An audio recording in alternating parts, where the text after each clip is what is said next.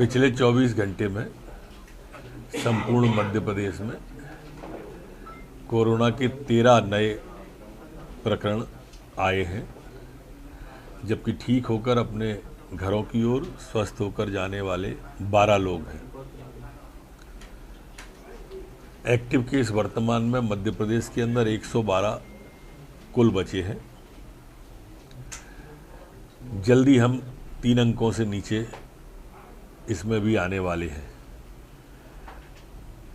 कई जिले ऐसे हमारे हो गए हैं कि जहां कोरोना का कोई प्रकरण वर्तमान में प्रचलन में नहीं है। सैंपल कलेक्शन जो हमने कल संपूर्ण प्रदेश में किया है वो 3,503 लोगों का सैंपल कलेक्शन किया है। संक्रमण दर वर्तमान में हमारी 0.37 है, जबकि रिकवरी की दर हमारी 98.7 पर स्थिर बनी हुई है। पिछले 24 घंटे में कोई पुलिसकर्मी संक्रमित नहीं हुआ है, न ही वर्तमान में कोई एक्टिव केस पुलिसकर्मी का प्रचलन में है। वैक्सीनेशन जो पिछले 24 घंटे में हुआ है वो 4,227 लोगों का वैक्सीनेशन हुआ है। आज तक जो कुल वैक्सीनेशन संपूर्ण मध्य प्रदेश में हुआ है वो 13,61,69,342 लोगों का वैक्सीनेशन अभी तक कुल हुआ है। जी तो बिलाबोंग स्कूल के मामले में चार्जशीट पेश हो गई है। बिलाबोंग को सरकार ने काफ़ी गंभीरता से लिया था और दोनों ही प्रकरण में चालान पेश कर दिया गया है। इसे हम फास्ट ट्रैक में ले जा रहे हैं और फास्ट ट्रैक के अंदर ले जा करके अदालत में इसकी शीघ्र कार्रवाई करके इस पर अदालत के निर्णय की ओर हम ले जाएंगे। अब कांग्रेस राष्ट्रीय अध्यक्ष का चुनाव खड़गे और होगा। एक बात सोनिया जी से जरूर जिज्ञासा है पूछने की कि जब नूरा कुश्ती ही करानी थी तो दिग्विजय सिंह को क्यों नहीं, वर्चुअल की जगह एक्चुअल नहीं लड़ जाएं दिग्विजय सिंह। शायद यही खतरा दिग्विजय सिंह से रहा होगा, इसलिए दिग्विजय सिंह को इस तरह से हटाया गया। दिग्विजय सिंह जैसे वरिष्ठ नेता के साथ में इस तरह का प्रयोग की राजनीति जो सोनिया जी ने की वो अच्छी नहीं। सर, राधापानी अभ्यारण्य में जो बैठक हुई थी उसके बाद एससी/एसटी वर्ग को दूर किया गया, उससे पूछा नहीं। कांग्रेस को कैसे मालूम? उसमें हमारे सांसद, हमारे विधायक, एससी के, एसटी के, केंद्रीय मंत्री, प्रदेश के अध्यक्ष, दोनों मोर्चों के सभी उस बैठक में थे।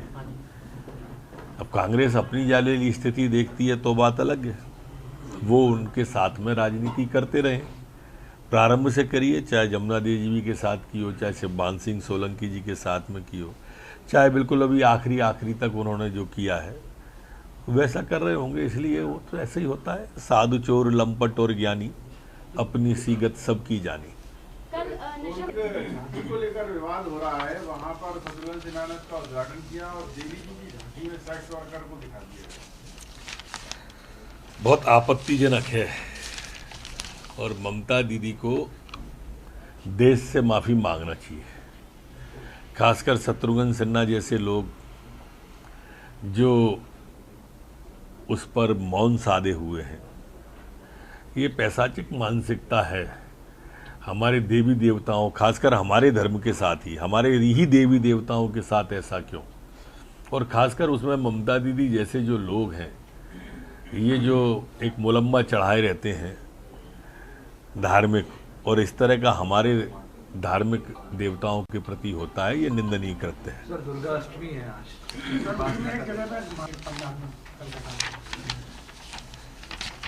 या देवी सर्वभूतेषु शक्ति रूपेण संस्था नमस्तस्यै नमस्तस्यै नमस्तस्यै नमो नमः।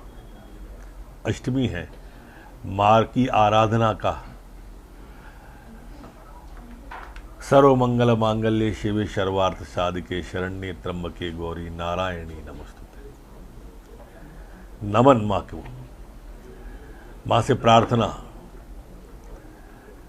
कि हमारे प्रदेश में कोई आपदा विपत्ति ना आए, ना बाढ़ की, ना सूखे की और ना कोरोना जैसी कोई।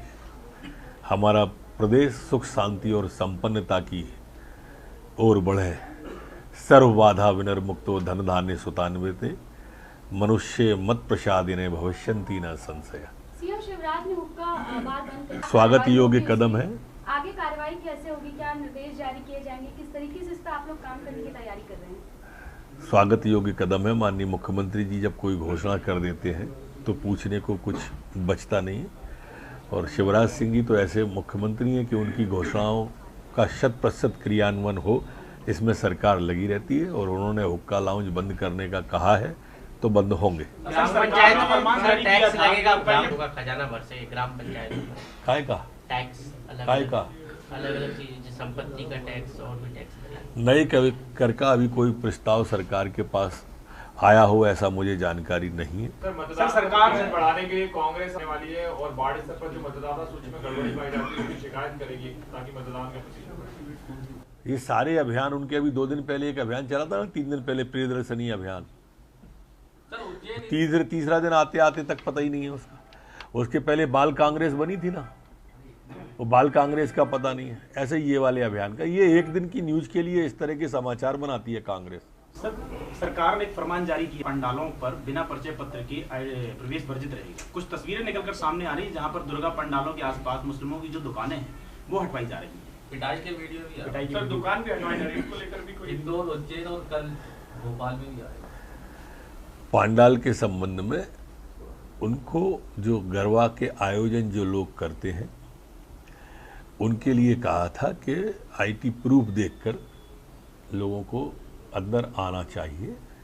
मैंने उस समय प्रार्थना भी कर ली थी कि माँ की आराधना करना है तो कोई भी धर्म के लोग कर सकते हैं, अलग से करें। अगर यहाँ पर आना है तो जानकारी देने में पहचान छुपाना काहे को है, किसी को छुपाने की आवश्यकता भी नहीं है।